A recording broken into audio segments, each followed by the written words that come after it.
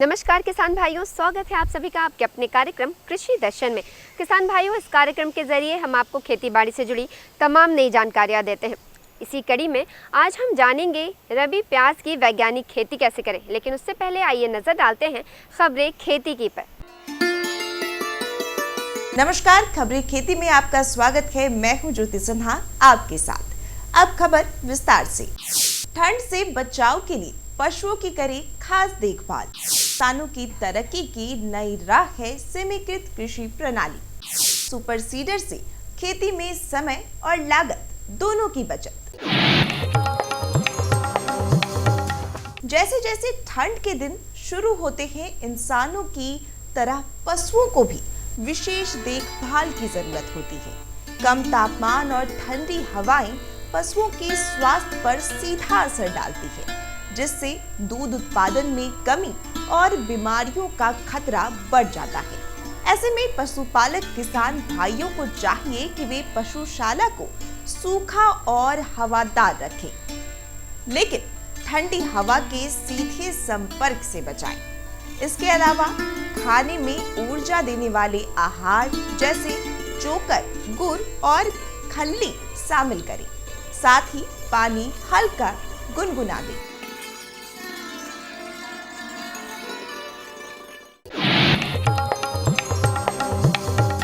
खेती किसानी को लाभ का व्यवसाय बनाने के लिए अब किसान परंपरागत तरीकों से आगे बढ़ रहे हैं। आज का किसान केवल फसल उत्पादन तक सीमित नहीं, बल्कि वह खेती को मछली पालन, बत्तख पालन, मुर्गी पालन और पशुपालन से जोड़कर अपनी आमदनी कई गुना बढ़ा रहा है।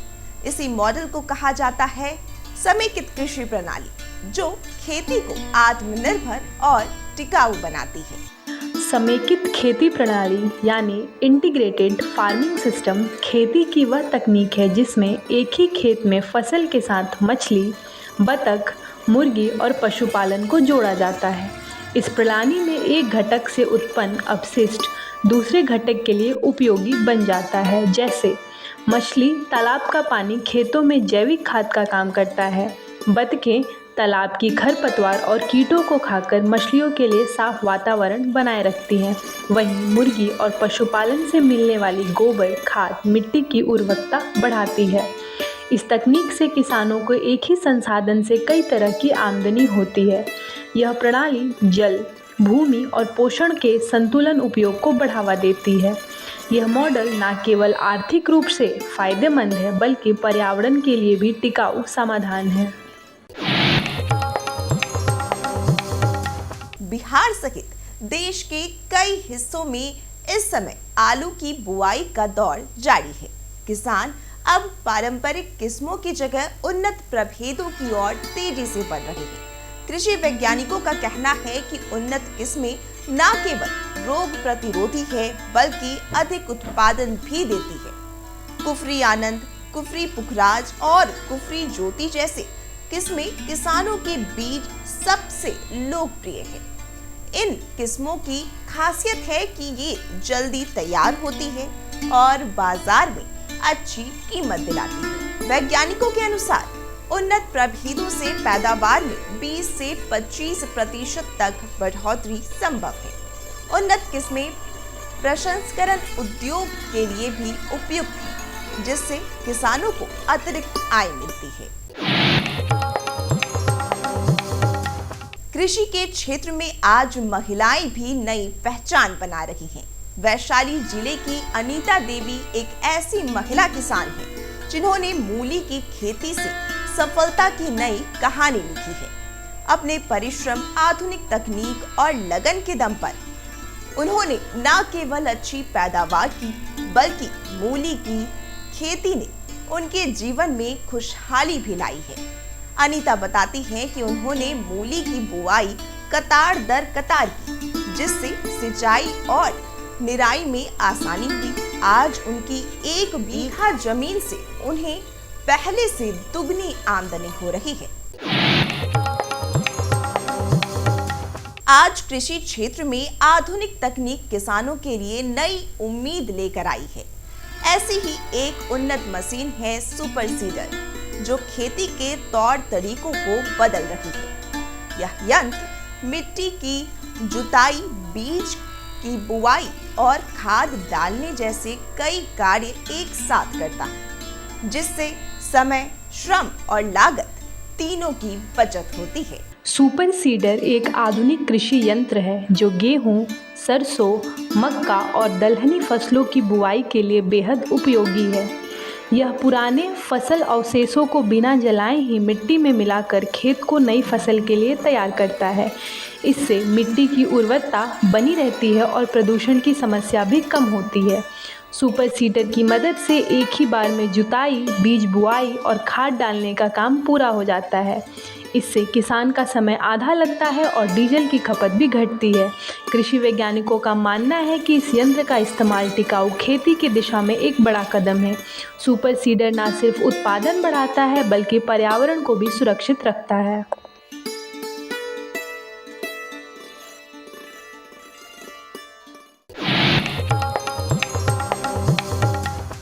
आइए अब एक नजर डालते हैं मंडी भाव पर। आइए एक नज़र डालते हैं राजधानी पटना के सब्जी मंडी में और जानते हैं हरी सब्जियों के ताज़ा भाव। परवल 5800 से 6000 प्रति क्विंटल, बैंगन 3500 से 4000 प्रति क्विंटल, टमाटर 2900 से 4000 प्रति क्विंटल, गोभी 4500 से 4800 प्रति क्विंटल, बंदा गोभी 3500 से 3600 प्रति क्विंटल। चलते चलते अब एक नजर मौसम के पूर्वानुमान पर। आसमान साफ रहेगा, धूप निकलेगी, न्यूनतम तापमान में क्रमशः गिरावट होगी, ठंड में धीरे धीरे वृद्धि होगी, 6 से 7 किलोमीटर प्रति घंटे की रफ्तार से हवाएं चल सकती है। मौसम विज्ञान केंद्र पटना के मुताबिक राजधानी पटना सहित पूरे प्रदेश में अधिकतम तापमान 30 डिग्री सेल्सियस जबकि न्यूनतम तापमान 22 डिग्री सेल्सियस के आसपास बने रहने की संभावना है। किसान भाइयों, अभी आप देख रहे थे खबरें खेती की, जिसके माध्यम से आपने कृषि से जुड़ी तमाम बातें जानी। साथ ही साथ सफलता की नई कहानी, मंडी भाव और मौसम के विषय में भी जानकारी हासिल की। इसी के साथ यहाँ पे रुकेंगे एक छोटे से ब्रेक के लिए। हर जोखिम से निकल कर फसल आए, सुरक्षित हो जाए, फसल बीमा से हर किसान अब आत्मनिर्भर हो जाए। अब सूखा पड़े या बाढ़ आ जाए, कोई डर नहीं। अब ओले पड़े या कीट पतंगे फसल खा जाए, कोई फिक्र नहीं। अब कैसी भी आपदा हमारी फसल पे आ जाए, क्षति होने पर हमारे दावों का उचित भुगतान मिलता है, क्योंकि हमने लिया है प्रधानमंत्री फसल बीमा। बुआई से फसल कटाई तक हर जोखिम का दावा, न्यूनतम प्रीमियम पर अधिकतम भुगतान का वादा। योजना से हर साल जुड़ रहे हैं 5 करोड़ से ज्यादा किसान। अब आपकी है बारी। नजदीकी कृषि कार्यालय, सहकारी समिति, बैंक शाखा, अधिकृत बीमा कंपनी या जन सेवा केंद्र में स्वेच्छा से करा सकते हैं पंजीकरण। फसल बीमा पोर्टल या फसल बीमा ऐप द्वारा भी किया जा सकता है पंजीकरण। ब्रेक के बाद कार्यक्रम कृषि दर्शन में आप सभी का एक बार फिर से स्वागत है। किसान भाइयों, जैसा कि आप जानते हैं, हमारे देश में मौसम में लगातार परिवर्तन होते हैं।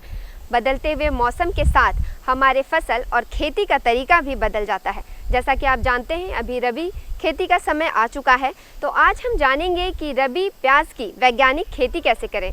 और ये जानकारी देने के लिए हमारे साथ मौजूद हैं हमारी कृषि विशेषज्ञ डॉक्टर संगीता कुमारी। नमस्कार किसान भाइयों, स्वागत है आपका आपके अपने कार्यक्रम कृषि दर्शन में। मैं हूं आपके साथ किशोर जदी। किसान भाइयों, प्याज की बात करें तो प्याज रबी की प्रमुख फसल है। खासतौर पर प्याज की खेती रबी के मौसम में ही की जाती है, लेकिन अगर आप इसकी वैज्ञानिक खेती करें तो अधिक और गुणवत्तापूर्ण उत्पादन पा सकते हैं। तो आज हम इसी विषय में विस्तार से जानेंगे कि रबी प्याज की वैज्ञानिक खेती कैसे करें। और ये जानकारी देने के लिए हमारे साथ मौजूद हैं हमारी कृषि विशेषज्ञ डॉक्टर संगीता कुमारी, जो कि वरिष्ठ वैज्ञानिक सह सहायक प्राध्यापक हैं औद्यानिक अनुसंधान संस्थान पटना से। डॉक्टर साहब, आपका हमारे कार्यक्रम में बहुत बहुत स्वागत है। नमस्कार डॉक्टर साहब, सबसे पहले तो हम ये जानना चाहेंगे कि आप हमारे किसानों को बताएं कि रबी प्याज की नर्सरी कैसे तैयार करें, उसका प्रबंधन कैसे करें कि उन्हें अच्छे उत्पादन मिल सके। नमस्कार किसान बंधु, अगर रबी प्याज की खेती की बात की जाए तो नर्सरी प्रबंधन बहुत ही आवश्यक चीज़ है। तो नर्सरी प्रबंधन को सबसे पहले ये ध्यान दें कि वहाँ जगह का वहाँ चुनाव करें जहाँ प्रचुर मात्रा में धूप हो, जल जमाव की समस्या नहीं हो, और सर्वप्रथम सबसे पहले मिट्टी को हम भुरभुरा कर ले और उसको क्यारियों में बांट दें। तो क्यारी जो है हमारा 3 मीटर लंबी होनी चाहिए और 1 मीटर चौड़ी होनी चाहिए और 20 से 25 सेंटीमीटर ज़मीन से उठी हुई होनी चाहिए। और ऐसी क्यारियाँ लगभग हमको 7 से 10 बनाना है और एक क्यारी में हमको 40 ग्राम DAP, 25 ग्राम यूरिया और साथ ही साथ 30 ग्राम MOP और नीम की खली बहुत अच्छे से मिला देना है और क्यारी को बना लेना है 3 मीटर लंबी, 1 मीटर चौड़ी, और हर क्यारियों के बीच में 75 सेंटीमीटर की जगह छोड़ दे, इसलिए कि अगर कुछ हमें खरपतवार नियंत्रण करना, निकौनी करना है तो हम उस जगह में बैठ कर के कर सकते हैं। और साथ ही साथ जितना भी अगर एक्सेस पानी है वो नीचे ढलान में बह जाएगा। तो सबसे पहले हम बीज को लेते हैं और बीज जहाँ तक 1 हेक्टेयर की अगर हम खेती कर रहे हैं तो बीज हमारा लगभग 10 से 12 केजी लगता है। तो बीजों को सर्वप्रथम शोधित कर ले थाइमेट से 2 ग्राम प्रति केजी के हिसाब से, और बीजों की रोपाई जब हम करते हैं तो लंबाई के हिसाब से नहीं, हम उसको चौड़ाई के हिसाब से और लाइन टू लाइन इसकी सोइंग करते हैं।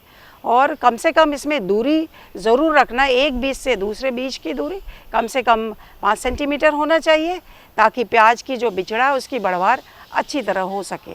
तो इस प्रकार हम बीज को गिराते हैं और उसको पुआल से ढक देते हैं। ऐसा करने से नमी बरकरार रहता है और बार बार सिंचाई देने की आवश्यकता नहीं पड़ती है।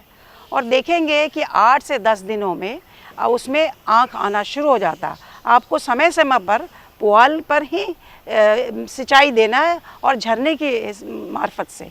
जब देखेंगे कि 8 से 10 दिन में काले रंग का उसमें आँख आ जाता है तो उसको हमें पुआल को हमें हटा लेना है और समय पर झरने से ही पानी देता है जब तक कि हमारा पौधा कुछ बड़ा नहीं हो जाए। जब बड़े हो जाते हैं तभी हम उसमें पाइप के द्वारा सिंचाई करते हैं। और साथ ही साथ यह ख्याल रखें कि ये जो नर्सरी हम बनाए हैं और इसमें जो बीज जो लगाए हैं खेतों में, तभी हम उसको ट्रांसफ़र कर सकते हैं जब यहाँ पर बिचड़ा जो है हमारा 2 महीना का, लगभग 2 महीना 55 से 60 दिन बिचड़े की बढ़वार में समय लगता है। तो जब ये बिचड़ा इतना बड़ा हो जाए तभी हम इसको दूसरे खेत में जहाँ खेती करनी है उसको हम लगा सकते हैं। तो डॉक्टर साहब, अभी आपने बताया कि कैसे नर्सरी प्रबंधन करें, तो इससे ये पता चलता है कि नर्सरी प्रबंधन प्याज की खेती के लिए कितना ज़रूरी है। लेकिन नर्सरी प्रबंधन के बाद जब हमारे बिचड़े तैयार हो जाएं, उसके बाद हम इसकी खेतों में रोपनी कैसे करें, ये बात हम जानना चाहेंगे। और साथ ही साथ ये ऐसी कौन सी प्रजातियां हम इसमें इस्तेमाल करें कि हमें अधिक और गुणवत्तापूर्ण उपज मिल सके। अब देखिए, नर्सरी जो लगाने का हमारा समय है 15 अक्टूबर या से लगा देते तो अच्छा है, नहीं तो आप नर्सरी गिरा दीजिए नवंबर दिसंबर 2 महीना, और 15 जनवरी से हर हाल में इसको खेतों में लगा दें। तो जहां आपने खेत का चुनाव किया है उसको छोटे छोटे टुकड़ों में बांट ले, क्यारियों में बांट ले, और उसमें हम जो 2 महीने का हमारा सीडलिंग तैयार हो गया उसमें हम उसकी रोपाई कर सकते हैं। तो ये जो हमारा खेत का जो बना लिए हैं छोटे छोटे क्यारियों में, तो उसमें नमी होना चाहिए। उसी नमी में हमको गाछी को उखाड़ते हुए उसमें जो प्याज को लगाते जाना, बस उंगलियों से दबाते चले जाना। तो जो प्याज की जो दूरी होगी, हमारा पौधे से पौधों की दूरी 10 सेंटीमीटर और पंक्तियों से पंक्तियों की दूरी 15 सेंटीमीटर होगी। तो इस प्रकार हम भली भांति उसको हम खेत में लगाते हैं, और इसके लिए हमको उन्नत प्रजातियों का चुनाव करना बहुत ही ज़रूरी है। तो उन्नत प्रजातियों के अंतर्गत पूसा शोभा हो गया, भीमा राज हो गया, इसके अलावा भीमा श्वेता हो गया जो सफ़ेद किस्म की वैरायटी है, ये खरीफ और रबी दोनों के लिए हो गया। अर्का निकेतन हो गया जो खरीफ और रबी किस्मों के लिए हो गई। और उसी तरह से हमारा ब्राउन स्पेनिश हो गया और अर्ली ग्रेनो हो गया। ये जो दोनों किस्में हैं वो हल्के पीले रंग के प्याज के अंतर्गत आते हैं। और साथ ही साथ हमारा जो लोकल प्रजाति है पटना रेड, इसको भी हम लगा सकते हैं। इन प्रजातियों को लगाने से उन्नत हमारे जो पैदावार होगी, अच्छी पैदावार होगी, साथ ही साथ कई सारी बीमारियों से हमारे पौधे सुरक्षित रहेंगे, क्योंकि ये सारी वैरायटी हमारी रेजिस्टेंट वैरायटी है। तो इस प्रकार हम अपनी प्रजातियों का चुनाव करेंगे। तो किसान भाइयों, अभी हमने प्याज की उन्नत प्रजातियों के विषय में जाना, लेकिन प्याज के उन्नत प्रजातियों के साथ साथ डॉक्टर साहब मेरा ख्याल है कि हमें उर्वरक प्रबंधन भी करना बहुत ज़रूरी है। तो हम चाहेंगे कि आप बताएं कि प्याज की खेती में ऐसे कौन कौन से उर्वरक डालें, उनका प्रबंधन कैसे करें। हमें सर्वप्रथम ये देख लेना है कि किस हमने जो जगह का चुनाव किया है और वहाँ पर जल का जमाव नहीं हो, वहीं पर हम उस खेत को तैयार करने से पहले 1-2 बार मिट्टी पलटने वाले हल से चला ले, पाटा चला दे। उसके बाद हम उसमें कंपोस्ट 10 टन प्रति हेक्टेयर के हिसाब से खेतों में अच्छी तरह से डाल दें। और जहाँ तक यूरिया की बात होती है उसमें 150 kg प्रति हेक्टेयर, फॉस्फोरस की बात होती है उसमें 60 किलो प्रति हेक्टेयर, और MOP की बात होती है 30 किलो प्रति हेक्टेयर के हिसाब से हम खेतों में मिलाएं। और ये जो हमारा यूरिया है उसका आधा भाग बुआई के समय डालें, बाकी जो शेष बची हैं उसको हम कम से कम 2 स्प्लिट भागों में जब हम इरिगेशन कर लेते हैं, सिंचाई कर लेते हैं, तब हम उस यूरिया को खेतों में डालें। यूरिया का पूरा भाग एक ही साथ खेत में नहीं डालना है, क्योंकि यूरिया का लीचिंग लॉस बहुत होता है, वो सीधे नीचे मिट्टी के अंदर चला जाएगा। तो खेत की तैयारी के समय बीज जब हम रोपते हैं आधा भाग डालें, बाकी शेष जब हम सिंचाई करते हैं उस समय हम यूरिया का छिड़काव कर सकते हैं। तो डॉक्टर साहब अभी आपने बताया कि उर्वरक प्रबंधन प्याज के खेतों में कैसे करें, ये तो बहुत ही अहम हो जाता है। लेकिन प्याज के या किसी भी फसल में सिंचाई एक बहुत ही महत्वपूर्ण स्थान रखता है। तो रबी प्याज की खेतों में हम सिंचाई प्रबंधन हमारे किसान भाई कैसे करें, कितना पानी दें, कब कब दें, ये हमें विस्तार से बताएं। प्याज के लिए तकरीबन 12 से 13 सिंचाई की आवश्यकता पड़ती है, और कई बार थोड़ा दो और सिंचाई की भी आवश्यकता पड़ सकती है, वो मौसम पर भी निर्भर करता है। तो जैसे हमने प्याज को लगाया तो प्याज के लगाने के हमारे 3 दिन के बाद एक हल्की सिंचाई कर दें, उसके बाद 10 से 12 सिंचाई की आवश्यकता पड़ती है। आप देख लें कि मौसम कैसा है, अगर मिट्टी में नमी नहीं है तो हम 10 से 12 सिंचाई अवश्य करें, समय को देखते हुए कि भाई अभी हमारा खेत नमी है। और कंद जब बनता है ना, कंद बनने के समय अच्छी सिंचाई होनी चाहिए, और उस समय हमारा खेतों में सिंचाई की कमी नहीं होनी चाहिए, नहीं तो पैदावार पर भारी प्रभाव पड़ता है, पैदावार घट सकता है। तो सिंचाई बहुत ही प्याज की खेती के लिए बहुत ही अहम भूमिका निभाता है। डॉक्टर साहब कई बार हम देखते हैं कि हमारे फसल खरपतवार के कारण नष्ट होने लगते हैं, हमें उत्पादन में कमी मिलती है। तो प्याज के खेतों में अगर खरपतवार उत्पन्न हो जाएं तो हम उसका नियंत्रण कैसे करें? जहाँ तक खरपतवार नियंत्रण की बात होती है, तो खरपतवार अगर नियंत्रित नहीं किया जाए तो 40 से 80% इसमें फसल का नुकसान हो सकता है। तो इसलिए हमारे किसान भाई इसको अच्छी तरह से सुने। अगर हम निकौनी करते हैं खेतों में तो निकौनी अच्छी बात है, उसको निकौनी करते रहे, और इसमें जो 40 से जो 60 दिन का जो समय है, इसमें अच्छी तरह से खेतों में खरपतवार को निकाल देना चाहिए, खरपतवार नहीं होना चाहिए। यही हमारा critical period of crop weed competition. अगर उस समय 60 से 40 दिन में अगर खरपतवार हमारे खेत में रहते हैं तो बहुत प्रतिस्पर्धा रहती है। हमारे जो खरपतवार है, पौधों से पानी या जो हम लोग उसमें यूरिया फर्टिलाइज़र जो दे रहे हैं, फर्टिलाइज़र का भी वो अपने साथ खींच लेते हैं। तो उस समय खरपतवार निकालना बहुत ज़रूरी है 40 से 60 दिन के बीच में। तो सर्वप्रथम ये सुन लीजिए कि जब हम प्याज की खेती करते हैं तो प्याज जब हम ट्रांसप्लांटिंग कर लिए, खेतों में लगा दिए, तो लगाने के 3 दिनों के अंदर हम पेंडिमिथिलिन का छिड़काव कर सकते हैं। तो पेंडिमिथिलिन जो है 37.8 CS कैप्सूल फॉर्मेट में आता है, उसका छिड़काव हम कर सकते हैं। इसके लिए हम 800 लीटर पानी लें और उस पानी में 1.5 लीटर जो है वो दवा को अच्छी तरह से मिला करके उसमें स्टिकर डाल दे, ताकि प्याज की पत्तियों पर चिपक जाए और हम उसका छिड़काव कर सकते हैं। तो इस तरह से हम देखेंगे कि खरपतवार नियंत्रण के लिए जो हम खुरपी से निकौनी करते हैं और साथ ही साथ रासायनिक खरपतवार नियंत्रण पेंडिमिथिलिन की भी आवश्यकता पड़ती है, ताकि हमारा उत्पादन अच्छा बना रहे। डॉक्टर साहब कई बार हम देखते हैं कि हमारे फसलों में कीट और रोग लग जाते हैं जो कि हमारे फसल को नष्ट करते हैं।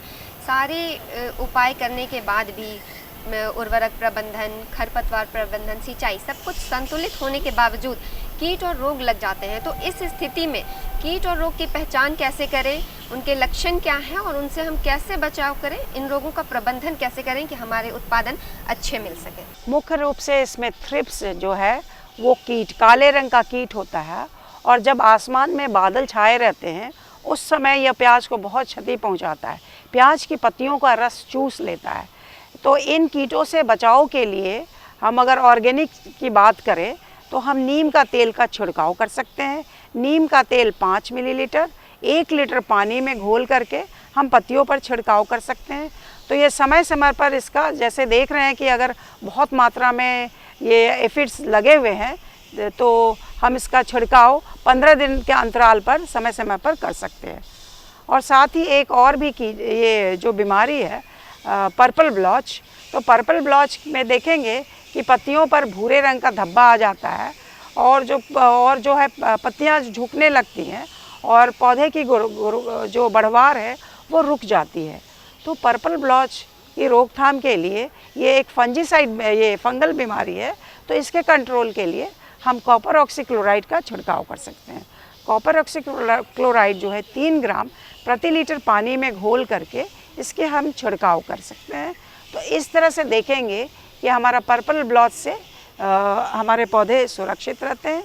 और इनमें कई सारे कीट व्याधि तो होते ही हैं, पर ये 2 हमारे कीट और जो व्याधि हैं ये 2 मुख्य कीट हैं, तो इनसे हमारी फसल की बचाव बहुत ही ज़रूरी है। और साथ ही साथ इसमें डाउनी मिल्ड्यू हो गया, पाउडरी मिल्ड्यू हो गया, ये सारे भी कीट लगते हैं। तो हम इन सारे कीटों का भी बचाव कॉपर ऑक्सीक्लोराइड का घोल बना करके और उसका छिड़काव कर सकते हैं। तो इस तरह से हम फसल सुरक्षा कर सकते हैं ताकि हमारा फसल का उत्पाद बढ़िया और गुणवत्तापूर्ण रह सके।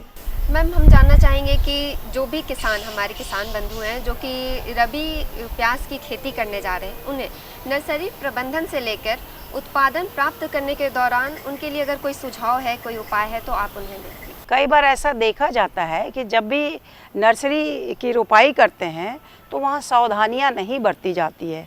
होता क्या है, बीज जो हम पंक्ति से लगाते हैं उसकी बीजों की दूरी नहीं होने के कारण हमारा प्याज बहुत ही घना उगता है। तो घना जब उगेगा तो उसमें जो बीमारी है डैम्पिंग ऑफ लग जाती है। तो कोशिश करें कि प्याज की बिजाई जब गिराते हैं बीजों को तो दूरी रखें, वरना डैम्पिंग ऑफ से हमारा जो नर्सरी है ग्रसित हो जाएगा। और ऐसी स्थिति में हम कॉपर ऑक्सीक्लोराइड का छिड़काव कर सकते हैं। जैसा कि बताया गया है, कॉपर ऑक्सीक्लोराइड 3 ग्राम प्रति लीटर पानी में घोल बना करके उसका छिड़काव करें। ये छिड़काव 15 दिनों के बाद रिपीट करें अगर देखते हैं कि बीमारी से हमारा फसल सुरक्षित नहीं रह पा रहा है तो। और दूसरी बात, इसमें हमेशा नर्सरी जब भी बनाए ज़मीन से उठी हुई नर्सरी बनाए। एक नर्सरी के बीच में दूसरी जगह रहना चाहिए 75 सेंटीमीटर की दूरी। और साथ ही साथ नर्सरी की जो लंबाई है वो 3 से 7 मीटर तक रह सकता है, पर चौड़ाई का हमेशा ध्यान रखें, ये चौड़ाई हमेशा 1 मीटर ही रहेगी। और जब भी हम छिड़काव करते हैं, हवा जब चल रहा है उस समय हम छिड़काव कतई ना करें, है ना। जब मौसम बिल्कुल शांत हो और बहुत धूप भी ना हो, 3 बजे के बाद ही हम किसी चीज़ का छिड़काव, जैसे कीट से बचाव के लिए कीटनाशी या रोग से बचाव के लिए रोगनाशी जो दवाओं का जब भी छिड़काव करें वो शाम के समय ही करें। और हवा जब भी चल रही है उस समय हम ना करें तो फसल को बढ़िया लाभ मिलेगा। तो किसान भाइयों, आज आपने हमारे डॉक्टर साहब के माध्यम से रबी प्याज की संपूर्ण जानकारी, वैज्ञानिक खेती कैसे करें, इससे जुड़ी पूरी जानकारी हासिल की। नर्सरी प्रबंधन से लेकर सिंचाई, उर्वरक प्रबंधन और साथ ही साथ कीटनाशी और कीट रोग और कीटों का प्रबंधन कैसे करें, सारी जानकारी हासिल की। डॉक्टर साहब, आपका हमारे कार्यक्रम में आने के लिए बहुत बहुत धन्यवाद। धन्यवाद। मधु क्रांति, एक नए युग का आगाज। मधु क्रांति विकास के नए रास्ते खोल रही है, मधुमक्खी पालकों के जीवन स्तर को बेहतर बना रही है, साथ ही पूरी दुनिया में शहद के क्षेत्र में भारत को एक नई पहचान दिला रही है। भारत सरकार मधुमक्खी पालकों की आय को बढ़ाने और उन्हें आत्मनिर्भर बनाने के उद्देश्य से देश में मधुमक्खी पालन के संवर्धन और विकास के लिए सभी आवश्यक सहायता प्रदान कर रही है। किसान तरक्की की राह पर आगे बढ़ रहे हैं। मधुमक्खियां न सिर्फ शहद देती हैं, बल्कि पर्यावरण और कृषि के लिए भी आवश्यक हैं। यूं तो भारत में लंबे समय से लोग मधुमक्खी पालन का काम पारंपरिक तरीकों से करते आ रहे हैं, लेकिन आज के समय में इस क्षेत्र में अपार संभावनाएं भी हैं और जरूरत भी है। मधुमक्खियों की इसी जरूरत और योगदान का जश्न मनाने और इसे और बारीकी से समझने के लिए ही मनाया जाता है विश्व मधुमक्खी दिवस। इसी आवश्यकता को समझते हुए 2020 में राष्ट्रीय मधुमक्खी पालन और शहद मिशन की शुरुआत हुई। उद्देश्य स्पष्ट था, मधुमक्खी पालन के कार्य को वैज्ञानिक और तकनीकी रूप से विकसित करना और ज्यादा से ज्यादा लोगों को इसके लिए प्रोत्साहित करके मधु क्रांति के सपने को साकार करना। मधुमक्खी पालन से मिलने वाले उत्पाद जैसे शहद, बी वैक्स, रॉयल जेली और पोलन आदि कई क्षेत्रों में प्रयोग किए जाते हैं। न केवल ये देश के किसानों के लिए आय बढ़ाने का एक साधन बना है, बल्कि तमाम लोगों के जीवन को बेहतर बनाने के साथ साथ देश के आर्थिक विकास में भी योगदान दे रहा है। 2013-14 में उत्पादन 76,000 मीट्रिक टन से बढ़कर 2022-23 में 1,40,000 मीट्रिक टन से अधिक हो गया है। 2013-14 में शहद का निर्यात 28,000 मीट्रिक टन से बढ़कर 2022-23 में 79,928 मीट्रिक टन से अधिक हो गया है। 3 विश्व स्तरीय अत्याधुनिक टेस्टिंग लैब और 31 मिनी शहद टेस्टिंग लैब स्थापित हुई। राष्ट्रीय मधुमक्खी पालन और शहद मिशन की कामयाबी सिर्फ आंकड़े ही बयान नहीं कर रहे, कहानियां खुद इसकी सफलता की बानगी पेश कर रही हैं। मैंने 1990 में मधुमक्खी पालन शुरू किया, 2 बॉक्स से शुरू किया और आज हमारे पास लगभग 4,200 बी बॉक्सेस हैं। लगभग 17 तरह के हनी हम लोग प्रोड्यूस करते हैं, जो डिफरेंट एरियाज़ में बी को माइग्रेट करके प्राप्त होते हैं। इसके अलावा जितने बी बॉक्सेस मैन्युफैक्चरिंग यूनिट है हमारे पास, वैक्सीट मैन्युफैक्चरिंग यूनिट है, 20 मीट्रिक टन पर डे का हनी प्रोसेसिंग प्लांट है। आज हमारा जो उत्पादन है वो 1 लाख केजी लगभग एनुअली हम लोग प्रोड्यूस करते हैं। यमुनानगर के सुभाष काम्बोज मधुमक्खी पालन के अपने काम के चलते आज देश भर में जाने जा रहे हैं। मैंने सिर्फ अपने पोलिनेशन के लिए और शहद खाने के पर्पज से ये बॉक्स रखे थे। जब मैंने देखा कि मधुमक्खियां भी बढ़ रही हैं और हमें शहद भी मिल रहा है, तो मैंने फिर प्रोफेशनल तौर पे इसी काम को ही करने की सोची और आज की तारीख में मैं लगभग 1500 बॉक्स पे मधुमक्खी पालन कर रहा हूँ। ज्यादा से ज्यादा लोग इस मिशन का हिस्सा बन रहे हैं। इतना ही नहीं, ये मिशन नारी शक्ति को और अधिक सशक्त बनाने में भी बड़ा योगदान दे रहा है। अभी तक महिलाओं के 164 स्वयं सहायता समूहों को इससे जोड़ा जा चुका है। इसी तरह मधु क्रांति पोर्टल पर अभी तक लगभग 14,000 से अधिक पालक और 22 लाख से अधिक कॉलोनीज रजिस्टर हो चुकी हैं। आज भारत प्राकृतिक शहद का 6वां सबसे बड़ा निर्यातक देश है। भारत मधुमक्खी पालन और शहद उत्पादन के क्षेत्र में सारी दुनिया के लिए एक मिसाल के तौर पर उभर कर सामने आ रहा है। मधु क्रांति आय और रोजगार के अवसर बढ़ाए। किसान भाइयों, अभी आपने विस्तार से जाना कि कैसे करें रबी प्याज की वैज्ञानिक खेती। इसी के साथ आपने कृषि से जुड़ी तमाम और नई बातें भी जानी। उम्मीद है हमारे द्वारा दी गई आज की ये जानकारी आपके लिए बेहद ही लाभकारी रही होगी। तो आज के लिए बस इतना ही, लेकिन इस वादे के साथ आपसे लेंगे विदा कि कार्यक्रम के अगले भाग में खेती बाड़ी से जुड़ी ऐसी ही और नई जानकारियों के साथ हम फिर से हाजिर होंगे। तब तक के लिए मुझे और हमारी कृषि दर्शन की पूरी टीम को दीजिए इजाज़त। नमस्कार। हमारा पता है कृषि दर्शन, कमरा नंबर 203, द्वारा केंद्र निदेशक, दूरदर्शन केंद्र पटना, फ्रेजर रोड, पटना। आप हमसे ईमेल के माध्यम से भी संपर्क कर सकते हैं। हमारा ईमेल है directorddkpatna@gmail.com या kddkpatna@gmail.com।